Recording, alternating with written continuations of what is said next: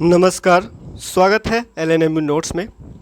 तो video start करने से पहले एक बार जो है वो सिलेबस पे नज़र डालते हैं कि हम लोग जो है वो कहाँ पे हैं, कहाँ चल रहे हैं।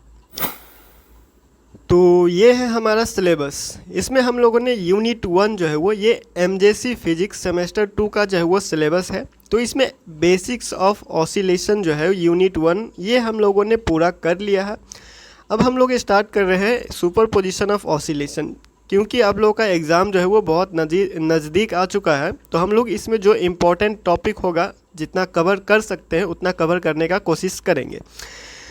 तो इसमें अगर हम लोग देखें, पहला topic addition of SHM, concept of Lissajous figure, ठीक है। उसके बाद इसका जो ग्राफिकल मेथड वगैरह है वो सारा चीज़ धीरे धीरे हम लोग स्टैंडिंग वेव ये सारा चीज़ बीच बीच में जब आते जाएगा धीरे धीरे क्लियर करते हुए आगे बढ़ेंगे।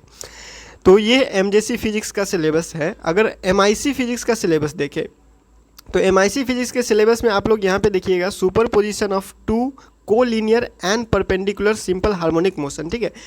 ये सारा चीज़ भी इसमें कवर हो जाएगा। तो 1 से 2 वीडियो या 2 से 3 वीडियो भी हो सकता है, क्योंकि ये थोड़ा सा कॉम्प्लिकेटेड है जिसको आसान बनाने का कोशिश किया जा रहा है। और एग्ज़ाम के हिसाब से हम लोग जो है वो नोट्स तैयार करेंगे, रेडी करेंगे एग्ज़ाम के लिए। तो इस हिसाब से जो है वो हम लोग धीरे धीरे आगे बढ़ेंगे। और यूनिट 2 अगर एग्ज़ाम से पहले कंप्लीट हो सके तो कंप्लीट करने का कोशिश करेंगे। तो बढ़ते हैं अपने टॉपिक के तरफ, सुपर पोजिशन ऑफ ऑसिलेशन, या फिर आप कहिए super position of SHM, simple harmonic motion. Super position of oscillation, तो देखिए सुपर पोजिशन हम लोगों ने पहले भी पढ़ा हुआ है, ऐसा कोई नया चीज़ नहीं है। यहाँ पे कंसेप्ट यूज़ करने का तरीका नया हो सकता है, कुछ रिजल्ट कुछ चीज़ें जो है वो नया लग सकता है, नया है। तो इसमें अगर हम लोग जो पिछला हम लोगों ने बहुत बार जो ऐसा पढ़ा हुआ है, सुपर पोजिशन ऑफ चार्ज हम लोगों ने पढ़ा हुआ था, सुपर पोजिशन ऑफ वेव, ये सारा पिछले क्लास से, अगर क्लास 12 का बात करें तो ऐसा जो हम लोगों ने पढ़ा हुआ है। तो सुपर पोजिशन का मतलब शायद हम लोगों को अभी तक पता होगा या फिर होना ही चाहिए।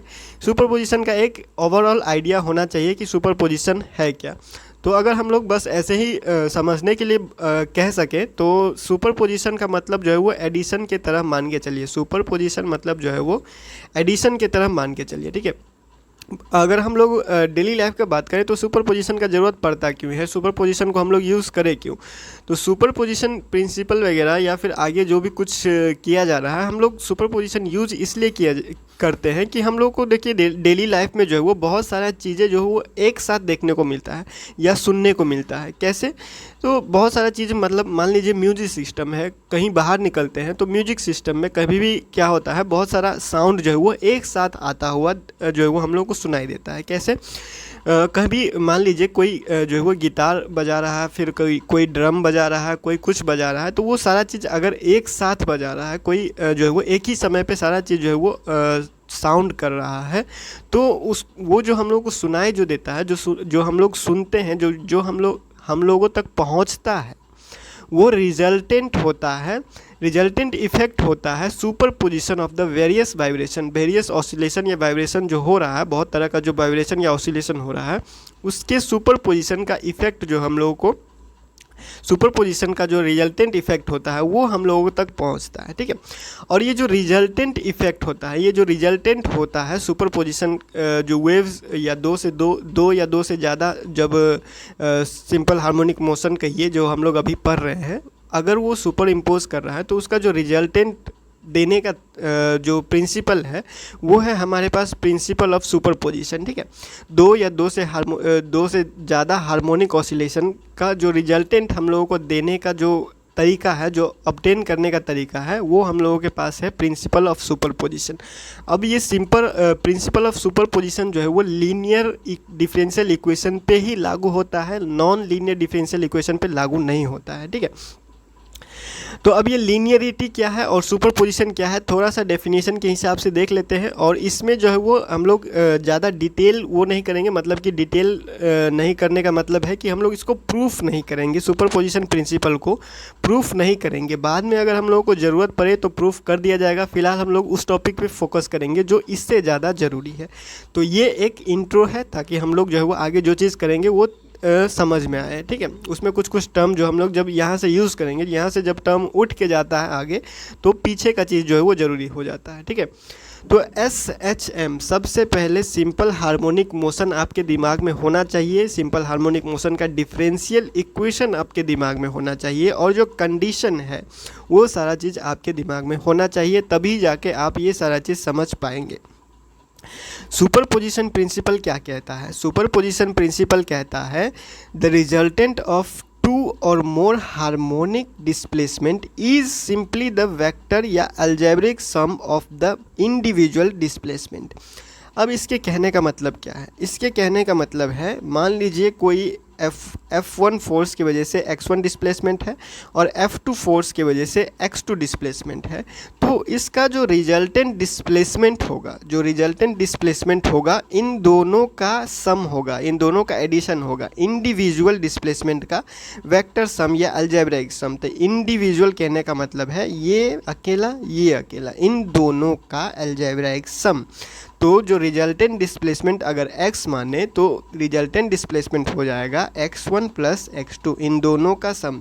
एकदम सिंपल है और कुछ नहीं है, सुपरपोजिशन प्रिंसिपल। इसका एक स्टेटमेंट आगे हम लोगों को पता चलेगा धीरे धीरे, जब लीनियरिटी हम लोग ख़त्म करेंगे उसके बाद एक इसका जो प्रॉपर्टी आता है उसके हिसाब से जो है वो इसमें एक स्टेटमेंट आएगा सुपरपोजिशन प्रिंसिपल का, ठीक है।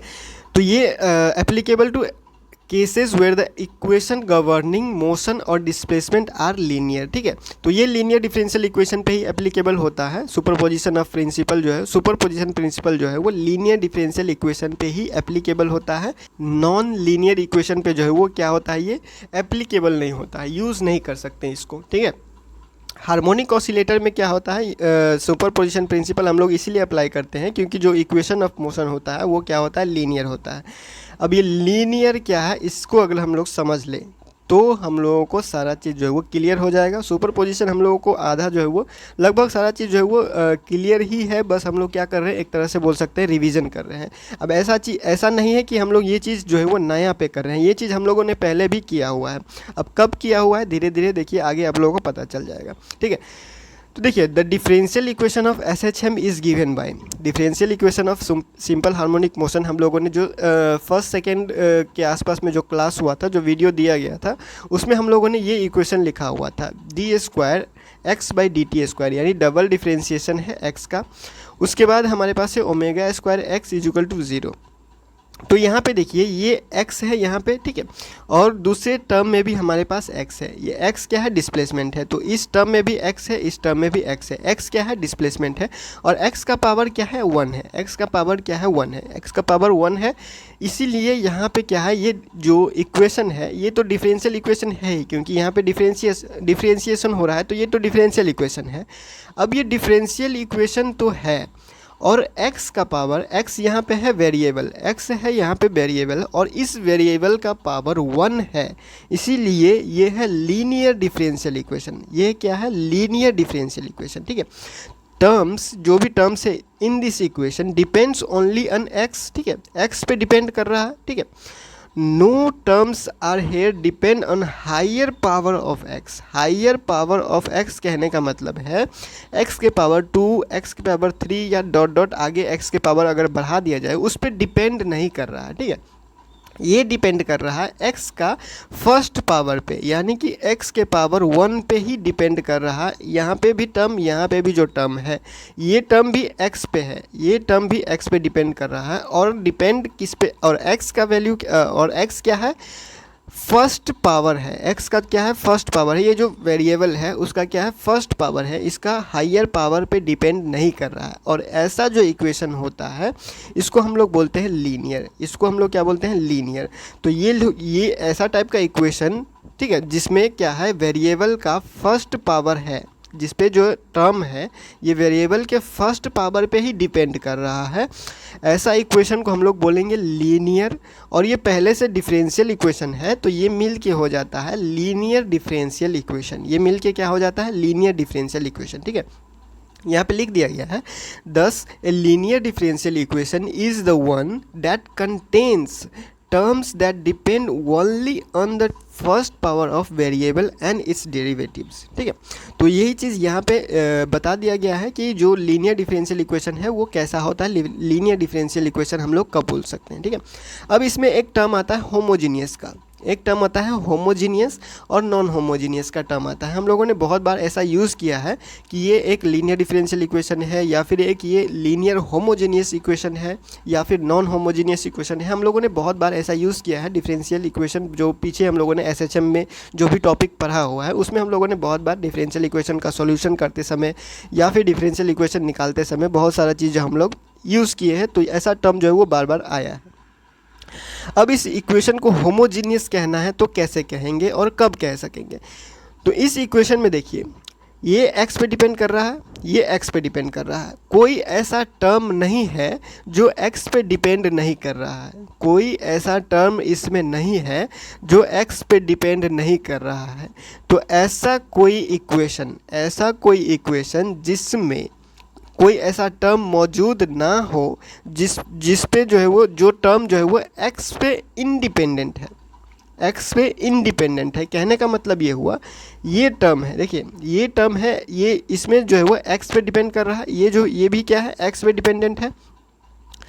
तो इसको हम लोग होमोजीनियस बोलेंगे। इसमें जो भी टर्म है इस इक्वेशन में वो x पे डिपेंड कर रहा है, तो ये हो गया होमोजीनियस इक्वेशन।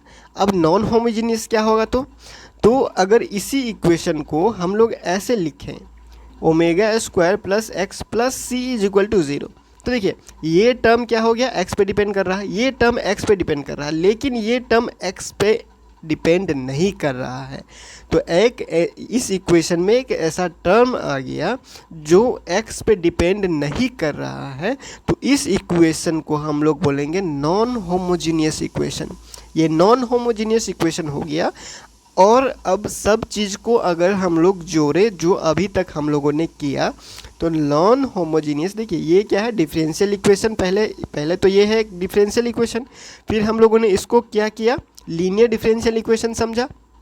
ठीक है, फिर अब इसमें होमोजीनियस जोड़ दे तो होमोजीनियस, या फिर ऐसे कहिए कि लीनियर होमोजीनियस डिफरेंशियल इक्वेशन या फिर लीनियर डिफरेंशियल इक्वेशन या लीनियर होमोजीनियस इक्वेशन। तो ये इस चीज़ का एग्जाम्पल ऐसे हम लोग समझ सकते हैं। इसमें क्या है, x है, इसमें भी x है, इसमें x है, इसमें x नहीं है, इज इक्वल टू 0 यहाँ पे कर दीजिए। तो इसमें x ये क्या है, ये इंडिपेंडेंट है x से। ठीक है, तो ऐसा कोई टर्म होना नहीं चाहिए। अगर किसी इक्वेशन को होमोजीनियस कहना है तो उसमें कोई ऐसा टर्म नहीं होना चाहिए जो x से इंडिपेंडेंट हो, जो कि x पे डिपेंड नहीं करता हो। जो भी टर्म उसमें होगा वो सारा टर्म जो है वो x पे डिपेंड करता होगा, तभी वो क्या होगा, होमोजीनियस इक्वेशन होगा। और ये एक लीनियर डिफरेंशियल इक्वेशन है तो इसको हम लोग लीनियर होमोजीनियस इक्वेशन भी बोलेंगे। ये एक डिफरेंशियल इक्वेशन है, लीनियर भी है, लेकिन ये होमोजीनियस नहीं है, नॉन होमोजीनियस इक्वेशन है, क्योंकि इसमें एक ऐसा टर्म है जो x से इंडिपेंडेंट है, x पे डिपेंड नहीं कर रहा है। x क्या है, वेरिएबल है, ये समझ के चलिए। x के जगह पे कुछ भी हो सकता है, y हो सकता है, z हो सकता है, ज़रूरी नहीं है कि x ही होगा। हम लोग शुरू से x लेके चल रहे हैं, इसीलिए यहाँ पे भी x यूज़ किया गया है।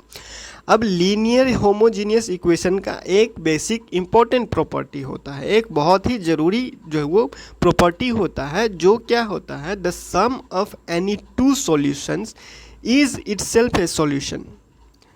The sum of any two solution, किसी दो सॉल्यूशन का सम या फिर एडिशन, किसी दो सॉल्यूशन का सम या addition is itself a solution, वो एक अपने आप में सॉल्यूशन है।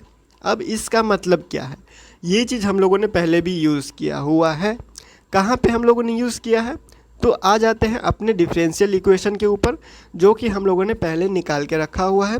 तो ये देखिए डिफरेंशियल इक्वेशन ऑफ SHM हम लोग ऐसे लिखते हैं। अब इस डिफरेंशियल इक्वेशन को हम लोगों ने सॉल्यूशन निकाला हुआ था।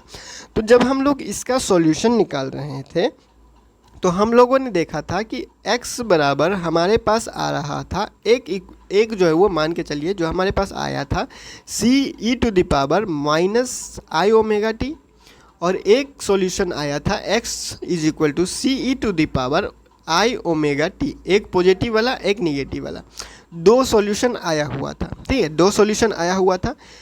उसके बाद हम लोगों ने जो आगे प्रोसेस किया था, जो प्रोसेस हम लोगों ने आगे बढ़ाया था, वहाँ पे हम लोगों ने एक चीज़ लिखा था कि इन दोनों का कोई भी लीनियर कॉम्बिनेशन जो होगा वो इसका सॉल्यूशन ही होगा। अगर ये जो है, ये दोनों जो है, ठीक है, ये दोनों सॉल्यूशन जो है वो अगर इस इक्वेशन का सॉल्यूशन है, ठीक है, ये जो दोनों सॉल्यूशन निकला हुआ है, ये x इज इक्वल टू जो निकला हुआ है ये वाला और ये वाला, अगर इस इक्वेशन का सॉल्यूशन है, ये दोनों अगर इस इक्वेशन का सॉल्यूशन है, तो दोनों का कॉम्बिनेशन भी इसका सॉल्यूशन होगा, दोनों का कॉम्बिनेशन भी इसका सॉल्यूशन होगा, ठीक है। कैसे? अगर तो x बराबर इज इक्वल टू जो भी हमारे पास आया हुआ है C E to the power I omega T plus C E to the power minus i omega t, ये क्या हो गया, एक सॉल्यूशन हो गया अपने आप में ही, एक ये क्या हो गया, सॉल्यूशन हो गया इसका, इस इक्वेशन का, ठीक है। तो वही चीज़ ये कह रहा है, इसका एक प्रूफ भी होता है जो हम लोग इसमें कवर नहीं करेंगे, वो ज़्यादा अभी इम्पोर्टेंट नहीं है, जो हम लोगों के सिलेबस के हिसाब से इम्पोर्टेंट है, हम लोग उस पर फोकस करेंगे। तो ये चीज़ कह दिया गया है, ठीक है, ये चीज़ बता दिया गया है कि superposition principle holds only for linear differential equation. Superposition principle जो है वो सिर्फ कहाँ पे लागू होगा, कहाँ पे यूज़ कर सकेंगे, लीनियर डिफरेंशियल इक्वेशन पे, लीनियर होना चाहिए डिफरेंशियल इक्वेशन, ठीक है। मतलब कि हायर पावर ऑफ x नहीं होना चाहिए, या फिर जो भी वेरिएबल है उसका हायर पावर नहीं होना चाहिए। हायर पावर कहने का मतलब है x के पावर 2 या उससे ज़्यादा, x के पावर 3 वगैरह वगैरह आगे जो है वो नहीं होना चाहिए, ठीक है। और इसका स्टेटमेंट, ये भी स्टेटमेंट है, इस स्टेटमेंट को भी आप लोगों को याद रखना पड़ेगा कि sum of any two solution is itself a solution. ये हम लोग जो है वो आगे भी यूज़ करेंगे और हम लोगों ने पहले भी यूज़ किया हुआ है, ठीक है। तो इस चीज़ को आप लोगों को याद रखना है, ठीक है। ये क्या है, बस किसी सॉल्यूशन, किसी एक इक्वेशन का दो सॉल्यूशन है, किसी एक इक्वेशन का मान लीजिए दो सॉल्यूशन है, तो दोनों सॉल्यूशन का जो सम होगा वो अपने आप में भी एक सॉल्यूशन होगा उस इक्वेशन का, ठीक है। इतना हम लोग जो है वो क्लियर करके चलते हैं, आगे देखते हैं क्या लिखा हुआ है। तो यहाँ पे बस वही लिखा हुआ है, if an equation contain higher power of variable x का कोई हायर पावर है, जैसे कि x स्क्वायर, x के पावर 3 डॉट डॉट डॉट आगे जो भी है, तो वो इक्वेशन क्या होगा, नॉन लीनियर होगा, वो इक्वेशन क्या होगा, नॉन लीनियर होगा, बता दिया गया है। अब यहाँ पे क्या लिखा हुआ है, नेक्स्ट पॉइंट है, if it contain terms independent of variable x also it is said to be non homogeneous and non linear equation. ये भी बता दिया गया है कि जो होमोजीनियस कब कहेंगे और नॉन होमोजीनियस कब कहेंगे, ये सारा चीज़ जो है वो क्लियर हो चुका है। अब देखिए सुपरपोजिशन ऑफ प्रिंसिपल या सुपरपोजिशन ऑफ एसएचएम की बात करें तो सुपरपोजिशन ऑफ एसएचएम का भी कैटेगरी होता है। सुपरपोजिशन ऑफ एसएचएम का भी कैटेगरी होता है, एक होता है लीनियर एसएचएम, दूसरा होगा परपेंडिकुलर एसएचएम। अब लीनियर और परपेंडिकुलर एसएचएम क्या है, तो linear equation, linear simple harmonic motion को कैसे समझ सकते हैं। देखिए कोई डिस्प्लेसमेंट है, मान लीजिए कोई डिस्प्लेसमेंट है जो x डायरेक्शन में है, कोई डिस्प्लेसमेंट है जो x डायरेक्शन में है, दूसरा डिस्प्लेसमेंट भी x डायरेक्शन, x एक्सिस के डायरेक्शन में है, तो उन दोनों का जो कॉम्बिनेशन होगा वो लीनियर एसएचएम होगा। वो क्या होगा, लीनियर एसएचएम। लीनियर है मतलब कि एक ही डायरेक्शन में है, ठीक है, एक ही डायरेक्शन में है। और परपेंडिकुलर क्या होगा, दोनों अलग अलग डायरेक्शन में है, एक ऐसे है एक ऐसे है, एक जो है वो x में है, एक ये क्या है y में है, तो इन दोनों का जो होगा वो क्या होगा, परपेंडिकुलर एसएचएम, वो क्या होगा, परपेंडिकुलर एसएचएम। ये सारा चीज़ जो हम लोग धीरे धीरे आगे क्लियर करेंगे, इसका एक एक अलग अलग टॉपिक बनता है, अलग अलग इसमें जो है वो डिफरेंट जो है वो हम लोगों का डिराइवेशन आएगा। इसमें भी कैटेगरी है, इसमें क्या कैटेगरी है, विथ इक्वल फ्रीक्वेंसी, ठीक है, विथ इक्वल फ्रीक्वेंसी, और दूसरा है डिफरेंट फ्रीक्वेंसी, ठीक है। मतलब कि किसी एक का जो है वो अगर एम्पलीट्यूड सेम है, ठीक है, एम्पलीट्यूड सेम है, मान लीजिए साइन ओमेगा टी, ए साइन ओमेगा टी, ये है हमारे पास एक डिस्प्लेसमेंट, ठीक है। दूसरा हम लोग अगर y मान ले तो यहाँ पे एम्पलीट्यूड अगर हम लोग सेम रखें a, और यहाँ पे हो जाएगा cos omega T plus phi या माइनस फाई, जो भी आप लोग कहिए, ठीक है। तो यहाँ पे देखिए ये यहाँ पे अगर ओमेगा ले लें, ठीक है, तो दोनों इक्वेशन में अगर a साइन ओमेगा टी और ये हमारे पास एम्पलीट्यूड अब अलग कर दीजिए b cos omega T plus phi minus phi जो जैसे भी कीजिए। तो ये ओमेगा और ये ओमेगा दोनों का क्या है, फ्रीक्वेंसी सेम है, दोनों क्या है, फ्रीक्वेंसी सेम है।